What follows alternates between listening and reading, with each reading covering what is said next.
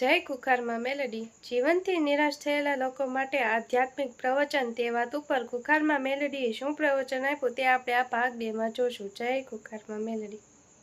એટલે એ વાત તો વિચારવાની આવજ, એ વાત વિચારવાની આવજ કાઢ નાખો, ડિલીટ માર દો મગજમાંથી, ડિલીટ કરી નાખો બિયાલ બધાય કે આ વાત તો મેલી દીધી. લે આનું તો કોઈ પૂછવું નહીં અને જાણવું નહીં. લે આવા જંતર મંતર તો કદાચ છે ને મારા ધૂળ બરાબર નહીં. આવી તાંત્રિક વિદ્યાઓ, સાધનાની વિદ્યાઓ, આવી ચૂડેલો બધી 18 જાતની હોય એવી 18 જાતની ચૂડેલો છે ને આ મારી બોટલમાં ફિટ કરીને ફરવું મેલડી.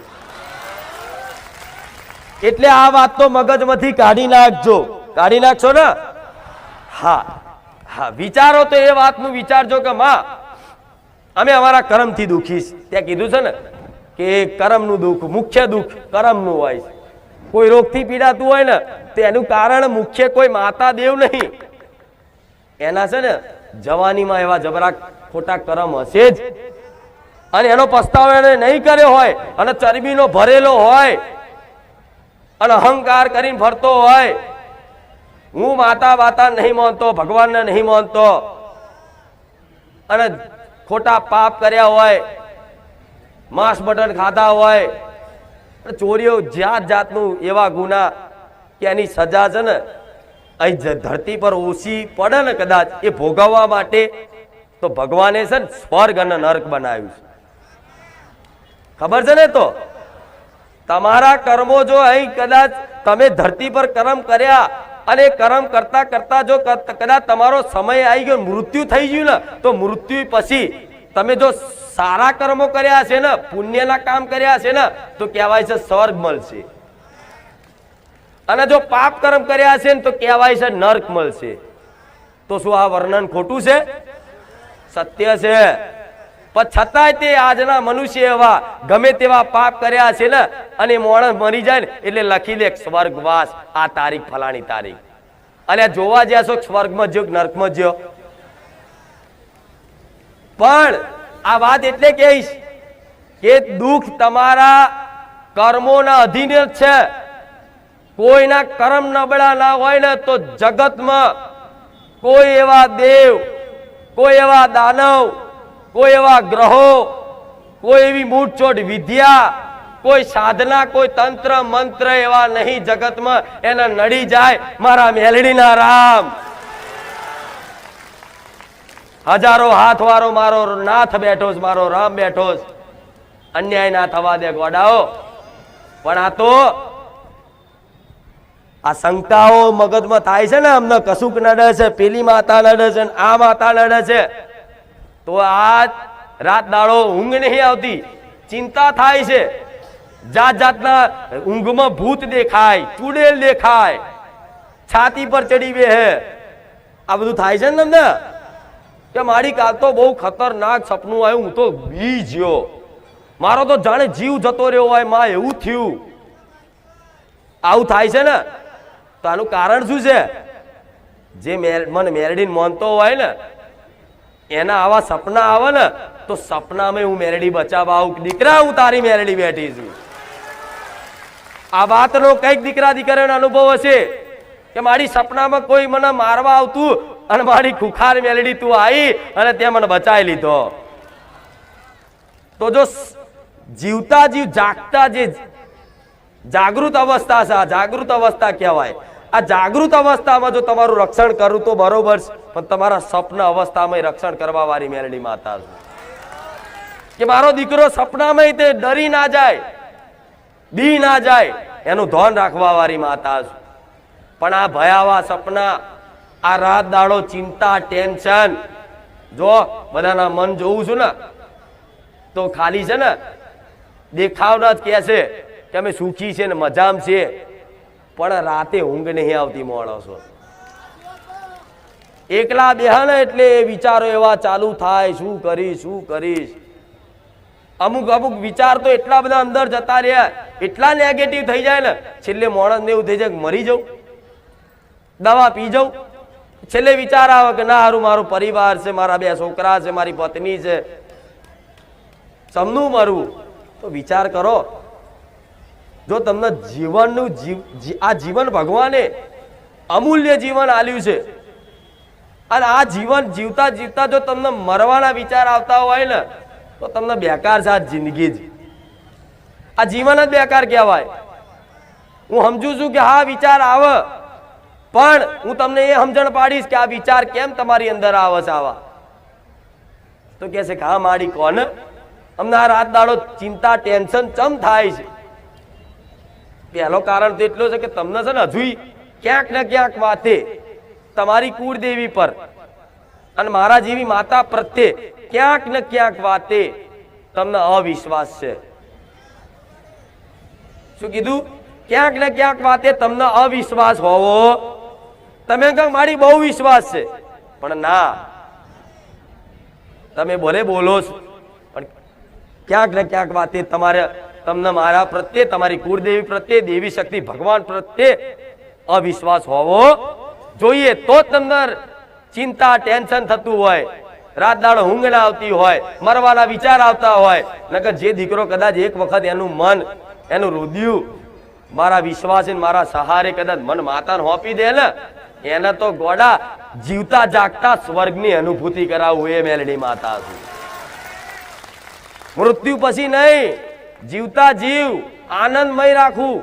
ભલે દીકરા જોડ પૈસા ના હોય, ગાડી ના હોય, કશું જ ના હોય, પણ એટલો ખુશ રાખવું કે દુનિયા એને જોઈને ખુશ થાય. આ જોજો, એને એક દાખલો આલું તમને, એક દાખલો આલું કે લાખો કરોડપતિ માણસો હશે, પૈસા વાળા રૂપિયા વાળા, એમની જોડે અજબો કરોડો રૂપિયા હોવા છતાંય મારા સાનિધ્યમાં આવતા જતા જોતા હશો તમે, જોવો છો ને? હા, તો એમના રૂપિયાથી સંતોષ થયો. આ વાત સ્વીકાર લાગજો, તમે સ્વીકારજો. પહેલી વાત, કેમ જે ગરીબ ભાવિક ભક્તો છે ને એના રૂપિયાની કામના ઈચ્છા વધારે હોય કે હું રૂપિયા વાળો થઈ જાય. તો જો રૂપિયામાં સુખ હોત ને તો એ રૂપિયા વાળા મારા પારે ના આવતા હોય. એટલે એ રૂપિયાથી અજબો કરોડો રૂપિયાથી એમને સંતોષ નહીં થયો તો તમને થશે? થશે નહીં? થાય ને પાકું. હા, તો છે ને માતાઓ જો રૂપિયા માંગવાનું બંધ કરી દે. જો મારા બન્યા છો એટલે કહીશ, મારા બન્યા છો ને જે મને મોને છે દિલથી મારું પ્રવચન હોંભરવા સ્પેશિયલ આવે છે ને એને હું કહીશ કે માતા જોડે રૂપિયા માંગવાનું બંધ કરી દેજો. કેમ? તો શું માતા પ્રાર્થના કરો તો જ ખબર પડે કે દીકરાને શેની જરૂર છે? માને ખબર ના હોય? મને માતાને ખબર હોય કે દીકરો હવે મારા પારે 6 મહિનાથી આવસ અને ચાલુ સાધનમાં હાથ મારતો મારતો આવસ. મારા જેવી માતાને ખબર હોય કે એને ખરેખરમાં સાધનની બાઇકની જરૂર છે અને મારા સાનિધ્યમાં કંઈક ને બાઇક લઈ આલી મેં મેરડીએ.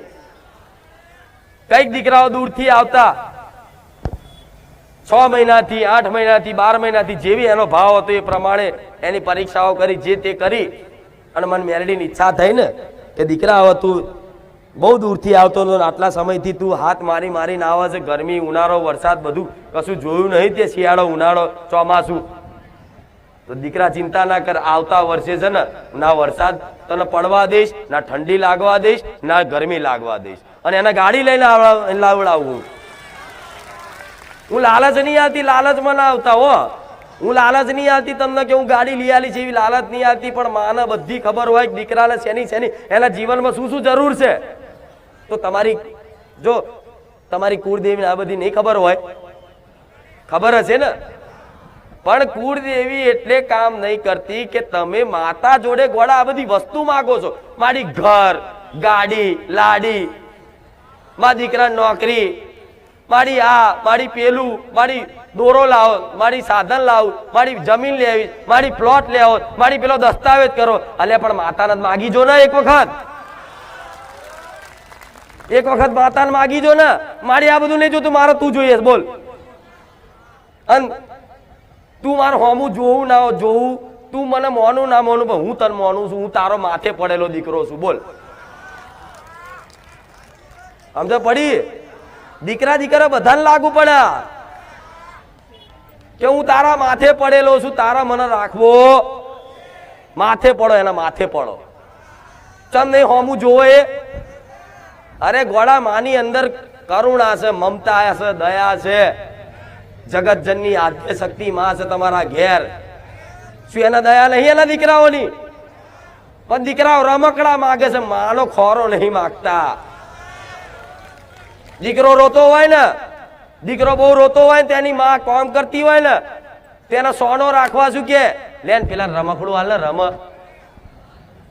એટલે દીકરો રમકડું રમે, ફરી રડે, ફરી કે બીજું રમકડું હાલ ને, પછી પાછો ફરી રમકડું હાલે, ફરી રડવાનું ચાલુ કરે. એટલે માન ખબર પડી જાય હવે દીકરાને રમકડા રમવા નહીં, હવે એ તો એને મારા ખોરામ લેવો પડશે. જ્યારે આ તડપ તમને જાગી, જ્યારે આ તડપ તમને જ્યારે જાગી કે માં આવા સંસારના રમકડા મારા જોતા, મને મારી માં જોઈએ, મને મારી મહાકાળી જોઈએ, મને મારી હરસિદ્ધિ જોઈએ, મને મારી ચામુંડા જોઈએ, મને મારી મેલડી જોઈએ. અરે એ જ સમયગાળામાં તમારી માં તમને બાથમાં ગાલી લે કે દીકરા આજ પહેલી વાર તારી પેઢીમાં મને માતાને કોઈએ માગી છે. જે રીતે તમને કદાચ એક ઈચ્છા હોય ને માતાને પ્રાપ્ત કરવાની, એવી રીતે માતાઓની ઈચ્છા હોય એના ભક્તોને ભેટો થવાની. પણ ગોડાઓ, તમે આટલી નાની નાની વસ્તુમાં માગી માગી અને એ ઈચ્છાઓ તમારી પૂરી ના થાય ને, એટલે આજના માણસો ભક્તિ છોડી દે, માતાને છોડી દે. અરે આ બધી મૂર્ખામી કરી કરીને તો તમારા ઘડિયા પેઢીઓ જતી રહી. કોમ કરાવવા કોમ વારી છે તમારી માં. અલે રાજા કહેવાય, તમારો કુળનો રાજા કહેવાય, એટલે કોમ એની આગળ કોમ માગો નહીં, એ રાજાના માગો ગોડાઓ તો રાજપાટ હાલશે.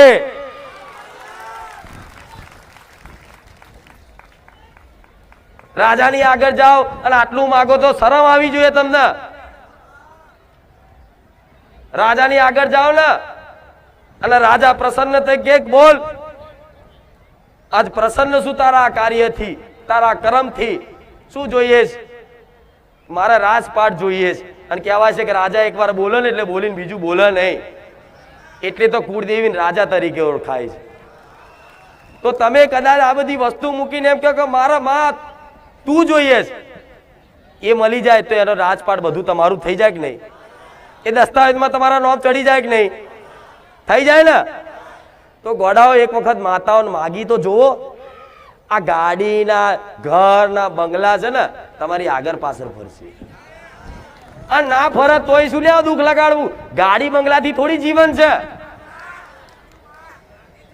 એ તો અત્યારે લોકો મોટા મોટા બંગલામાં રહે છે, નકર પેલા તમારા ગઈડ્યા છે ને એક નાના છાપરામાં આખી પેઢીઓ કાઢી નાખી.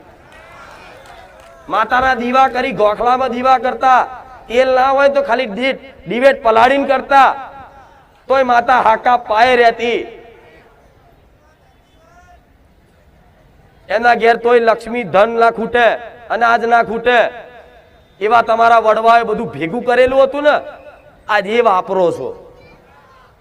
હવે જો તમે જ આ બધી વસ્તુ મૂકી અને બધી વસ્તુ હાથર માતાઓના કગર વગર કરશો, દીવા કરી રોજ કોમના સોદા કરશો, તો એમ માતા નવરી નહીં કે બધું માતાઓ જગતમાં બધાને આપી દે. એના માટે તો એનું બની જવું પડે કે માં તું મારી માં છું, તું મારી માં છું, તું મારી માં છું. 24 કલાક માં થાય ને તો સમજી લો મારે બોલવાની જરૂર નહીં, શબ્દો નહીં મારે બોલવા માટે કે હું શું કરી શકું છું. એનું વર્ણન હું માતા શબ્દોથી નહીં કરી શકતી. એટલું બધું આપી દઉં, એટલું બધું આપી દઉં કે દીકરો એમ કે માં શું તારી વાતો કરું. આજ મારા દીકરાને મારા વખાણ કરવા હોય ને તો એ રોઈ જાય હરખથી. મારી તારા હું ગુણગાન ના ગઈ શકું, તારી મહિમા હું ના સમજી શકું. જો મારો દીકરો આવું કહેતો હોય તો એનો મારો પ્રેમ છે ને, મારો લાડ છે ને, તો તમારી માં મારા જેવી નહીં ઘેર. એના લાડ કરવા છે, પણ એવા દીકરા બની જાવ તો સોદા મૂકવા પડે. આ તો ભક્તિ કરે એટલે કે આ થઈ જાય પેલું થઈ જાય. શેત થોડી ભક્તિ કરી નહીં અને શેત થોડો ભક્તિમાં આવ્યો નહીં અને શેત ઝઘડો થાય મારી મેલડી જોશે. એટલે જપના મારી ઝોપડી જોશે, મારી શિકોતર જોશે, મારી મહાકાળી જોશે. અરે શું મારવા આતર બદલ માતાઓ ભક્તિ કરો છો? એના કરતા કોઈ વિરોધીઓ બોલે કાકા કુટુંબ મેણા મારે ને તો એને હોમું જોજો કે માં ભલે મેણા મારતા હું તો તને જોઉં છું. અને એ માતા જ રચાવતી હોય, માતા જ રચાવતી હોય. ચમ કે તમને એટલા બધા આઘાત સંસારમાંથી મળે ને, એટલો બધો તિરસ્કાર તમારો થાય ને, તમે એવું મહેસૂસ કરો કે હું એકલો પડી જઉં છું. હવે તમને એક જ માર્ગ દેખાય, હવે મારી માતા સિવાય કોઈ નહીં. આ સમય બનાવો છે ને તો સમજી લો કે એની કૃપા જ છે, દુઃખમય કૃપા છે. આ સમય શું કામ બનાવ્યો છે? આવો તમને એના શરણે લાવવા આતર. આ દુઃખી ના ત્યાં હોત તો મારા શરણમાં હોત, અહીં ના હોત ને. તો આ દુઃખ એટલે ભગવાન આલે છે, માતાજી એટલે આલે છે કે કઈક કરતા માણસ છે ને દુઃખી થશે ને તો ધર્મ બાજુ વળશે. વર્યા ના જ આ બધું. કેટલો બદલાવ આવ્યો જીવનમાં, ઘણો બધો આવ્યો. દરેકને હું જાણું છું, જે આવતા હશે રોજે રોજ આવતા હશે, જે મને મનથી ગુરુ માની લીધી હશે ને, એના જીવનમાં રોજે રોજ નવા બદલાવ આવ્યા છે. તો આ બદલાવની જીવનમાં જો થયા હોય ને તો તમારે એવું નહીં માનવું કે માતાની કૃપા થઈ કે નહીં. જેને મારી કૃપા થાય ને તો શું શું થાય એ થોડા ટૂંકા શબ્દોમાં કહી દઉં કે પહેલા તો એ માણસોના વિચાર બદલાઈ જાય. વિચાર મતલબ એની સેવાની ભાવના થઈ જાય, એની અંદર દયા આવી જાય, એની અંદર કરુણા આવી જાય, એ સેવા ભાવી થઈ જાય. કોઈ બી જીવ હોય, ગાય હોય, કૂતરું હોય, એના પહેલા ભલે કૂતરું પહેલા ઘરના આંગણે લાકડી મારી પગ ભાગી નાખતો, ગાય આવી હોય તો ગાય ઉપર કદાચ લાકડી મારી અને પાણી રેડીને ભગાડતો, પણ કદાચ મારા સાનિધ્યમાં આવીને મારી કૃપા થઈ હશે ને એ દીકરાને હવે છે ને ગાયને રોટલી ખવડાવવાનું મન થશે, કૂતરાને બિસ્કિટ ખવડાવવાનું મન થશે. એના જગ્યાએ બધી જગ્યાએ છે ને દયા ભાવના દેખાશે.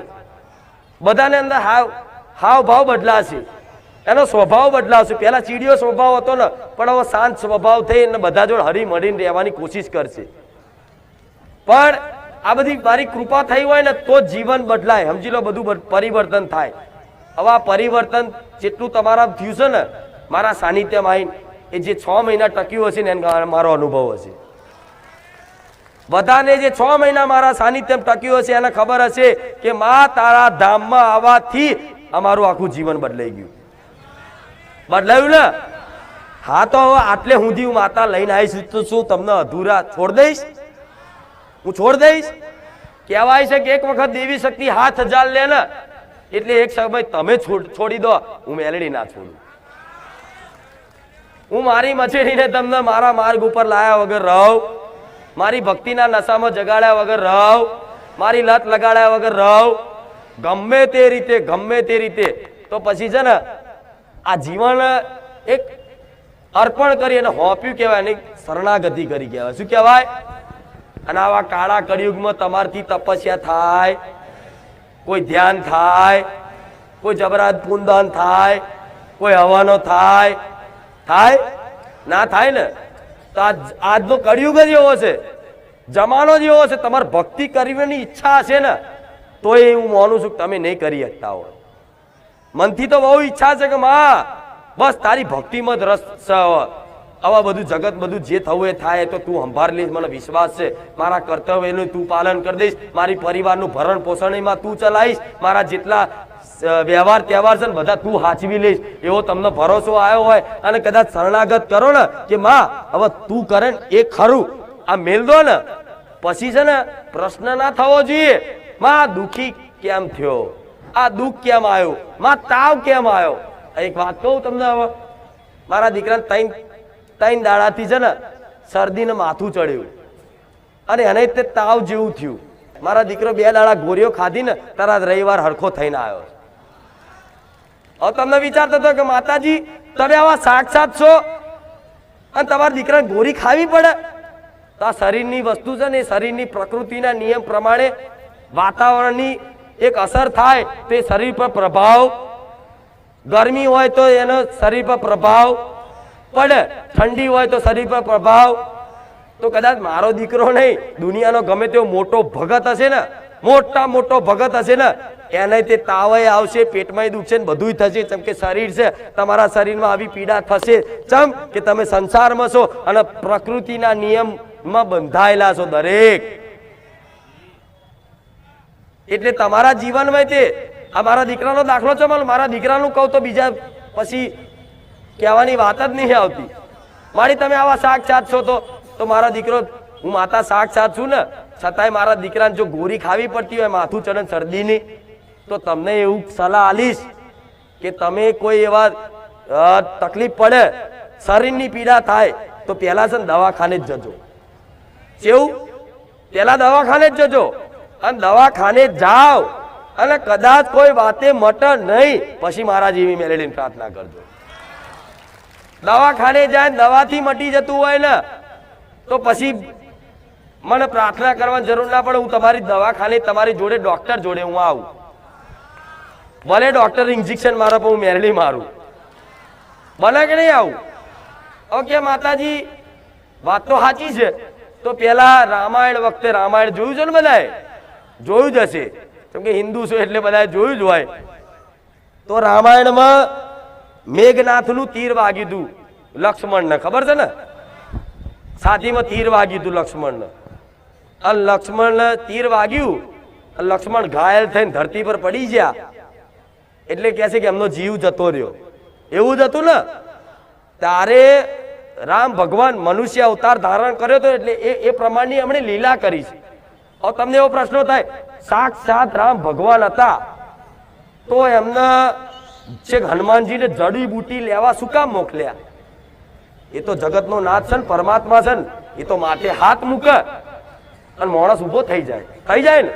પણ ભગવાન મનુષ્ય અવતાર લીધો તો, એટલે મનુષ્ય અવતાર કરી અને મનુષ્યના નીતિ નિયમથી આવનારા ભવિષ્યમાં, આવનારા યુગમાં આની શિક્ષા મળે, આનું જ્ઞાન મળે ને, એના માટે ભગવાને જે લીલા કરીને એ તમારા માટે છે ને એકદમ જીવન જીવવા માટે બહુ ઉપયોગી છે, બહુ ઉપયોગી છે, એની કોઈ સીમા નહીં. તો ભગવાને આવી રીતે લીલા કરીને તો એ લક્ષ્મણને કદાચ તીર વાગ્યું અને કે વેદ ન બોલાવો, ડોક્ટર, પેલા વેદ કહેતા, અત્યારે ડોક્ટર કહે છે. તો કે ભાઈ લંકામાંથી વેદ ન બોલાવો, અને વેદ આનો ઈલાજ જાણતો હશે. જેમ કે આ રાવણનું તીર છે, મેઘનાથનું તીર છે, તો કે આનો ઈલાજ એના વેદને જ ખબર હશે. તો એના બોલાવો તો એ જાણકારી આલે તો આપણે કરીએ.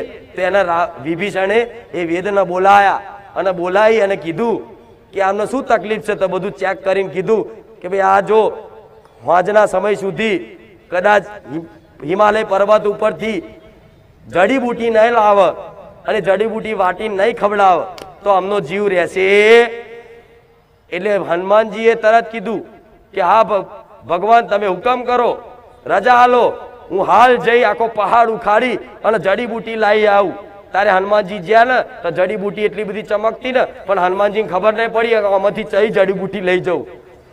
સારો ટાઈમ જાય છે, શું કરું? તો હનુમાનજી કે લાયા, આખો પહાડ ઉચકીને લાયા અને જડીબુટી લાવીને ખવડાયો અને ખવડાવીને લક્ષ્મણ ઉભા થઈ જાય. જોયું તું ને?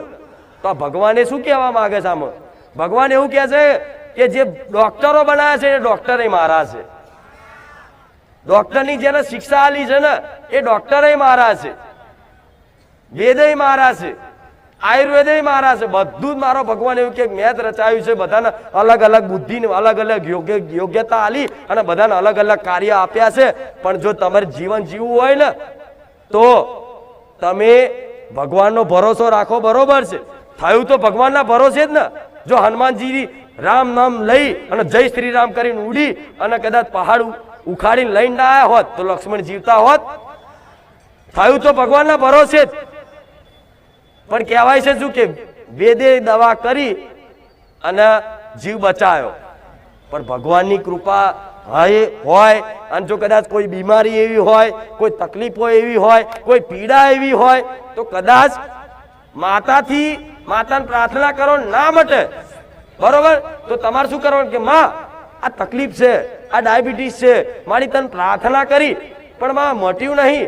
ભલે અમારા જે તે કર્મોનું હશે ભલે, પણ માં તું એક કામ કર ને, તું મને સારો ડોક્ટર મેળવી હાલ, તને પ્રાર્થના કરું છું. તે ડોક્ટર હું મેરડી બનીને આવું.